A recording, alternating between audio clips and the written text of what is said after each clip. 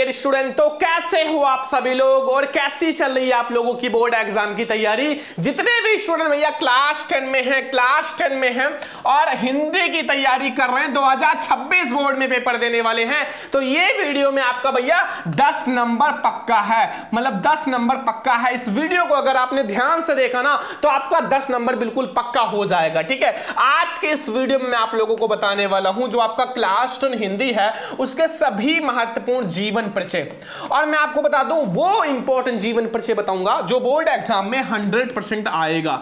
इसके बाहर आपका एक भी जीवन परिचय नहीं आएगा। अगर आपने ये जीवन परिचय तैयार कर लिया तो पेपर में धुआं धुआं उड़ा दोगे और यही जीवन परिचय छपेगा, ये मैं गारंटी लेता हूं। ठीक है, साथ में मैं आपको ये भी बताऊंगा कि बोर्ड एग्जाम में टॉपर कैसे जीवन परिचय लिखते हैं, वैसे आपको लिखना है, चाहे कवि का या लेखक का, सबका बताएंगे कैसे बोर्ड एग्जाम में लिखना है। ठीक है, अगर आप पेपर देने चले गए आपको नहीं आता तो बिना पढ़े आप बिना याद की ट्रिक से भी लिख कर आओगे, ट्रिक से लिख कर आओगे, पूरा में पूरा नंबर मिलेगा, एक भी नंबर नहीं कटेगा। ठीक है, और ये 2026 बोर्ड पेपर में 100% यही जीवन परिचय आएगा। अगर आपने ये 5 मैं आपको जीवन परिचय बताऊंगा, अगर आपने कंप्लीट कर लिया तो भैया 10 नंबर पक्का है। साथ में आपको लिखने का तरीका बताऊंगा और 5 इंपॉर्टेंट जीवन परिचय बताऊंगा। ठीक है, इस वीडियो में आपका 10 नंबर बिल्कुल पक्का हो जाएगा। तो आज के इस वीडियो को लाइक करना, शेयर करना, चैनल पर सब्सक्राइब भी करना। चलो हम लोग शुरुआत करते हैं। सबसे पहले मैं आपको बताऊंगा 5 इंपॉर्टेंट जीवन परिचय, फिर आपको बताऊंगा बोर्ड एग्जाम में जीवन परिचय कैसे लिखते हैं। तो चलो शुरू करते हैं मेरे प्यारे स्टूडेंट। अब मैं आप लोगों को बताता हूं कक्षा 10 जो हमारा हिंदी है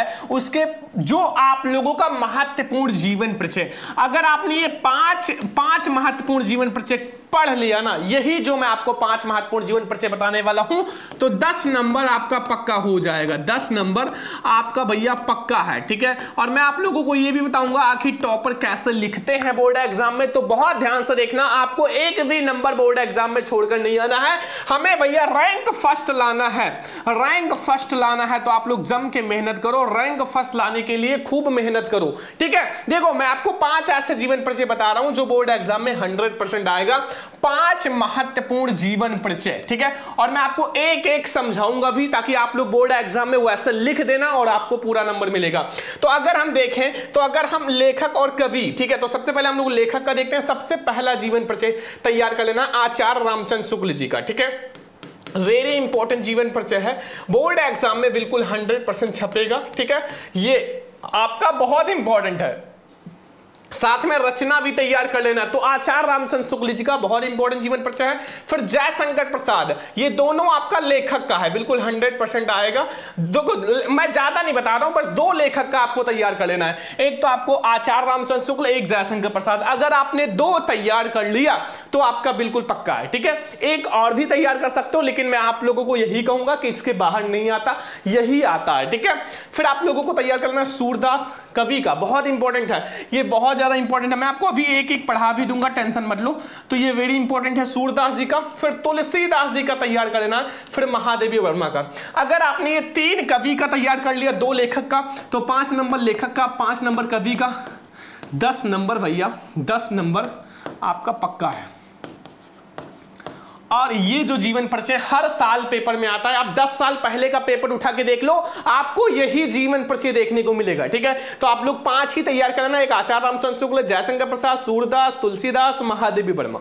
ठीक है, ये 5 आपको तैयार कर लेना है और बोर्ड पेपर में इससे बाहर नहीं आएगा। 2026 बोर्ड में यहीं से पूरा पेपर में जीवन परिचय छपेगा, चाहे आप कवि का हो या लेखक का हो, आपको यही तैयार कर लेना। ठीक है, अब मैं आपको सबसे पहले मैं आपको बताऊंगा कि लेखक का कैसे बोर्ड एग्जाम में जीवन परिचय लिखोगे, कवि का कैसे लिखोगे, वो बहुत ज्यादा इंपॉर्टेंट होगा, ताकि आप लोग वैसे बोर्ड एग्जाम में लिख देना और आपको पूरा नंबर मिलेगा। ठीक है, तो चलो मैं आपको सबसे पहले लेखक का बताता हूं, फिर कवि का, और जो मैं आपको बताऊंगा वो बिल्कुल 100% पेपर में आएगा, मतलब ये छपेगा। ठीक है, तो आपसे रिक्वेस्ट है कि नोट कर लेना, कॉपी पेन लेकर बैठना, लिख लेना। ठीक है, तो चलो मैं आप लोगों को बताता हूं। सबसे पहले मैं आपको सबसे ज्यादा इंपॉर्टेंट लेखक का जीवन परिचय बताता हूं, और ये जो है भैया जयशंकर प्रसाद जी का जीवन परिचय बिल्कुल 100% जो है मैं आपको बता दूं बिल्कुल 100% छपा है, मतलब पेपर में छपेगा और जाके देख लेना छपा हुआ है। दूसरे नंबर पे आप ये भी मैं आपको बता देता हूं, जाके देख लेना। ठीक है, तो ये जीवन परिचय आपको पढ़ लेना है और जैसे लिखना है वैसे मैं आपको बताऊंगा कि आपको जीवन परिचय कैसे लिखना है, रचना कैसे लिखना है। ठीक है, और ये 5 नंबर पक्का है, 5 नंबर आप लोगों का ये वाला तो पक्का है, ठीक है। अभी आप लोगों का कभी का भी पक्का हो जाएगा, मतलब अब आपको टेंशन नहीं लेना है। मैं ऐसे करके सब कुछ पढ़ाने वाला हूं, मैं आपको रैंक फर्स्ट दिलाऊंगा, ठीक है, रैंक फर्स्ट। तो आप लोग बस चैनल को सब्सक्राइब करके वीडियो को लाइक कर दो, हर फ्रेंड्स के साथ शेयर कर दो। देखो सबसे पहले अगर हम बात करें, मैंने अपनी भाषा में लिखा है, ना किताब की भाषा ना गाइड की भाषा, ठीक है, अपनी भाषा में सरल लैंग्वेज में। अगर हम देखें तो जयशंकर प्रसाद जी का जन्म जो है काशी में सुंघनी में सन 1889 में हुआ था। कब हुआ था? 1889 में हुआ था, सुंघनी में हुआ था सन 1889 में, ठीक है, समझ में आ गया, नोट कर लो इतना। फिर इनके पिता का नाम क्या था? देवी प्रसाद, जो कि साहू नाम से प्रचलित वैश्य परिवार था। मतलब इनका जो फैमिली था वो एक वैश्य परिवार था, ठीक है, वैश्य परिवार था। ओके, समझ में आ गया। और भी आप तरीके से लिख सकते हो, डायरेक्टली आप इतना ही लिख सकते हो कि भैया जयशंकर प्रसाद जी का जन्म 1889 में हुआ था और इनके पिता का नाम देवी प्रसाद था, इतना भी लिख सकते हो, ठीक है। अपनी भाषा में बहुत सरल लैंग्वेज में भी लिख सकते हो, मैं इतना भी बता रहा हूं कि आप शॉर्ट में भी लिख सकते हो। इनके परिवार का जो मुख्य व्यापार था वो तंबाकू का था। क्या था? तंबाकू का था। मतलब अगर हम इनके परिवार का मुख्य व्यापार देखें तो तंबाकू का था। हर एक फैमिली का एक एक व्यापार होता है, जैसे किसी के पापा टीचर होते हैं, किसी के पापा भैया फार्मर होते हैं, ठीक है, किसी के पापा कुछ भी करते हैं, ठीक है, बिजनेस करते हैं। और इनके युवा अवस्था में इनके पिता का स्वर्गवास हो गया।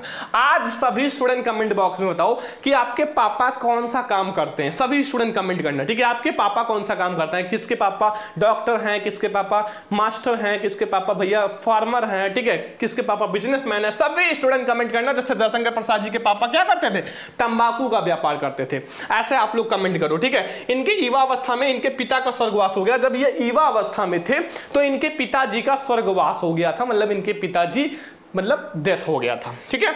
और उसके 4 वर्ष बाद, मतलब टेंशन, जैसे भाई कोई चीज हो जाता ना तो उनकी मदर जी को, उनकी माता जी को टेंशन था, तो उनकी 4 वर्ष बाद ही इनके माता का भी देहावसान हो गया, मतलब स्वर्गवास हो गया। मतलब पिताजी के 4 वर्ष बाद इनके माता का भी देहांत हो गया।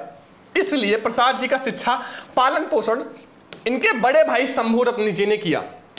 अब प्रसाद जी का जो शिक्षा है, पालन पोषण है, ये इनके बड़े भाई ने किया था। किसने? शंभू रत्न जी ने किया था। और प्रसाद जी ने हिंदी, उर्दू, फारसी, संस्कृत तथा अंग्रेजी का घर पर ही अध्ययन किया। मतलब स्थिति उतना अच्छी थी नहीं तो वो घर पर ही अध्ययन किया, स्वाध्याय किए, मतलब स्वयं अध्ययन किए, ठीक है। और इनके बड़े भाई शंभू रत्न की भी मृत्यु हो गई। कुछ दिन बाद इनके बड़े भाई शंभू रत्न की भी मृत्यु हो गई। पहले इनके पिताजी का स्वर्गवास हुआ, फिर उनके 4 वर्ष बाद इनके माताजी का स्वर्गवास हो गया, अब इनके बड़े भाई का भी स्वर्गवास हो गया।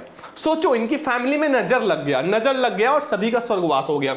और इनके बड़े भाई की मृत्यु के कारण जो तंबाकू का व्यापार था वो क्या हो गया? ठप हो गया।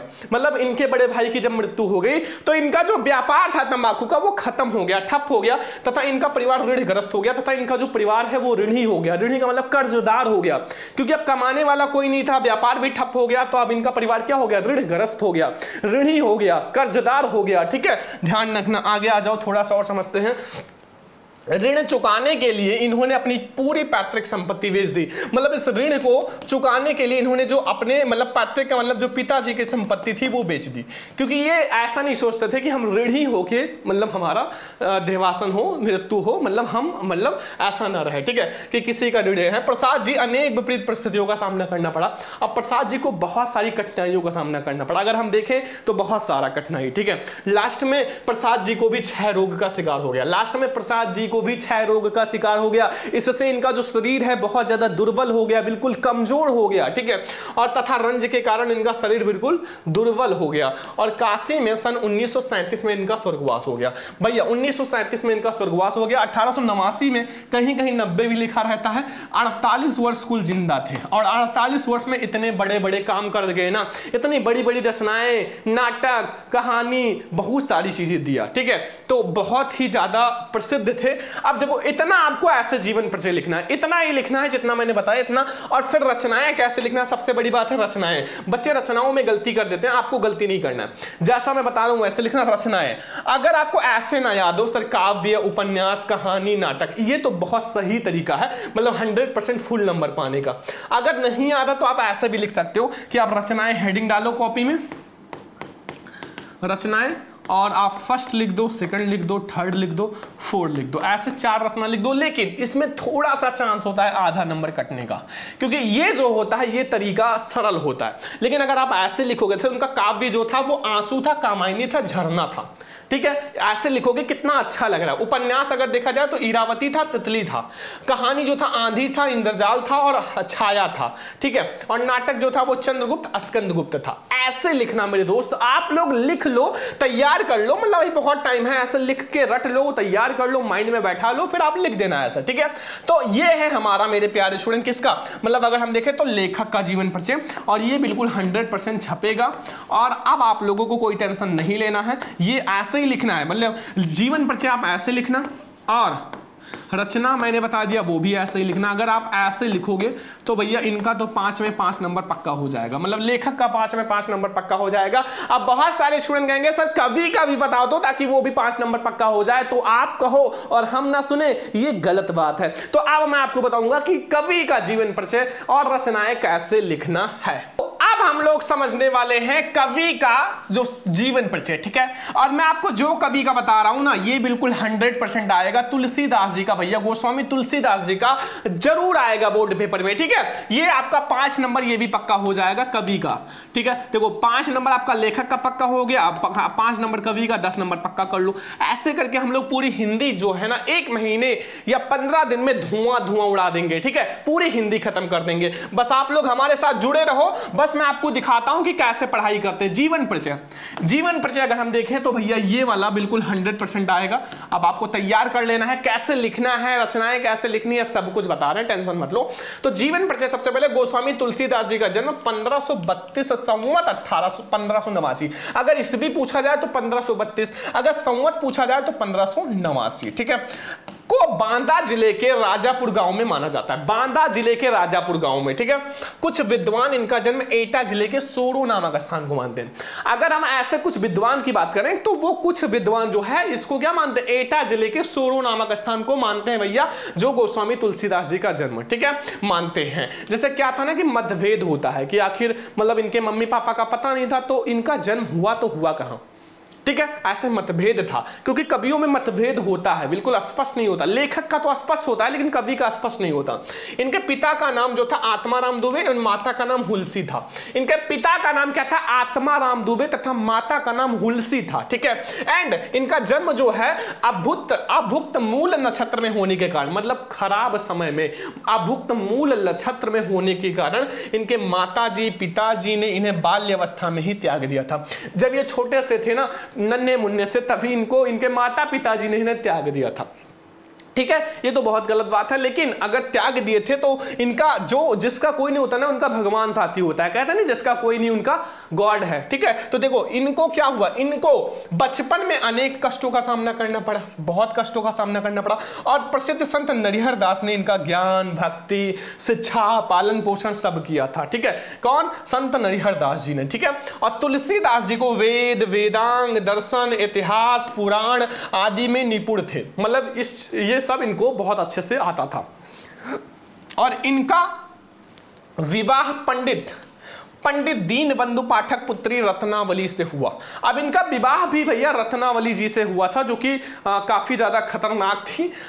ठीक है, अभी देखना क्या होता है आगे, मैं आपको बताऊंगा कहानी। और इन्होंने अपनी पत्नी से अत्यधिक प्रेम था, मतलब इनको भैया अपनी पत्नी से अत्यधिक प्रेम था, मतलब बहुत ज्यादा उनसे प्यार करते थे। लेकिन पत्नी की डांट के कारण तुलसीदास जी ने संसारिक मोह माया को विरक्त कर दिया। अब बहुत सारे स्टूडेंट कहेंगे सर डांटा क्यों, चलो मैं आपको बताता हूं। एक दिन क्या हुआ कि मतलब जैसे गोस्वामी तुलसीदास जी जो थे, ठीक है, वो कहीं थे। अब क्या हुआ कि इनकी पत्नी, मतलब इनकी वाइफ की अगर बात करें तो ये बिना बताए कहां चली गई थी, ससुराल, मतलब जैसे अपने घर। ठीक है, अगर बहुत सारे बच्चे बहुत छोटे मासूम से हैं तो मैं बता दूं, जहां से शादी करके लड़कियां आती हैं ना अपने हस्बैंड के पास, तो वो अपने घर चली गई थी, मतलब ससुराल चली गई थी। अब समझ में आ गया होगा, मजा आया होगा आप लोगों को। तो देखो ससुराल चली गई थी किसको, तुलसीदास जी को बिना बताए। ठीक है, अब तुलसीदास जी क्या किए, तुलसीदास जी भैया मतलब देखे नहीं मिली पत्नी, तो फिर वो रात में आंधी पानी चल रहा था, उसी में भैया तुलसीदास जी अपने पत्नी के ससुराल मतलब अपने पत्नी के घर चले गए। अब वहां पहुंचे तो इनकी पत्नी ने इनको डांटा फटकारा कि क्या जरूरत था इतनी रात को आने का, आंधी पानी में आने का। तो इसी डांट फटकार के कारण तुलसीदास जी ने संसारिक मोहमाया को बिल्कुल से विरक्त कर दिया, मतलब त्याग दिया, संसारिक मोहमाया को त्याग दिया और श्री राम भक्ति भाव जागृत हो उठा और 1574 में इन्हें सर्वश्रेष्ठ महाकाव्य रामचरितमानस की रचना की। रामचरितमानस बहुत बड़ा आपका क्या है, महाकाव्य है, और इनकी मृत्यु 1623 ईस्वी में लगभग 1623 में हुआ था। अब देखो इनकी रचनाओं में ये नहीं होता कि नाटक ये सब वो सब, आप डायरेक्टली रचना डालो और दोहावली, कवितावली और रामचरितमानस आदि 3 रचना बहुत है, ठीक है, 3 रचना बहुत है। तो ये आपका बहुत ज्यादा इंपॉर्टेंट है, 5 नंबर आपका पक्का हो गया, 5 नंबर ये आप लोगों का पक्का हो गया। अगर आप लोगों ने ये दोनों तैयार कर लिया तो 10 नंबर पक्का है, ये 100% आएगा, ठीक है। और अगर जितने स्टूडेंट नए हैं ना, हर एक सब्जेक्ट का PDF class, notes, 1 shot class सब कुछ चाहिए, तो सभी स्टूडेंट क्या करो, क्रैश कोर्स ज्वाइन कर लो। आप कहोगे सर ये क्या है, मैं आपको अभी समझाता हूं। क्रैश कोर्स ज्वाइन कर लो। क्रैश कोर्स ज्वाइन करने के लिए कुछ नहीं करना है, क्रैश कोर्स ज्वाइन करने के लिए बस आपको छोटा सा काम करना है। क्रैश कोर्स का मतलब होता है जब बोर्ड एग्जाम 2-3 महीना बचता है तो इसमें बहुत स्पेशल क्लास दिया जाता है, पेपर दिया जाता है, इंपॉर्टेंट क्वेश्चन 1 शॉट दिया जाता है, ठीक है, वही होता है क्रैश कोर्स। इसको ज्वाइन करने के लिए सबसे पहले आप लोग हमारा ऐप डाउनलोड कर लो, सरवन लेक्चरर, ठीक है। ये ऐप का लिंक मैं डिस्क्रिप्शन में दे दूंगा, ठीक है, डिस्क्रिप्शन में दे दूंगा, सभी लोग जाके डाउनलोड कर लेना, ठीक है, सरवन लेक्चर ऐप, ठीक है। और इसकी फीस अभी भैया ऑफर है तो केवल और केवल कितना है, 199 रुपए पूरी फीस, बोर्ड एग्जाम तक केवल 199, ठीक है, बस केवल 199। आपको कोई दिक्कत होता है कॉल कर लेना, व्हाट्सएप कर लेना, ये हमारा नंबर है। नंबर सभी स्टूडेंट लिख लो कि 9918863196। आप लोग पेमेंट करके मुझे व्हाट्सएप पे स्क्रीनशॉट भेजो, कॉल करो, व्हाट्सएप करो, मैं आपको सब कुछ बताऊंगा, ठीक है। बस आपको और जो जीवन परिचय है वो भी PDF इसी में मिल जाएगा। तो आज का ये क्लास कैसा लगा, और ये जीवन परिचय आप लोग जल्दी से पढ़ लो, तैयार कर लो। आज की इस क्लास को शेयर करना, लाइक करना, चैनल पे सब्सक्राइब भी करना। चलो हम लोग मिलते हैं नेक्स्ट इंपॉर्टेंट वीडियो में, तब तक के लिए जय हिंद, वंदे मातरम।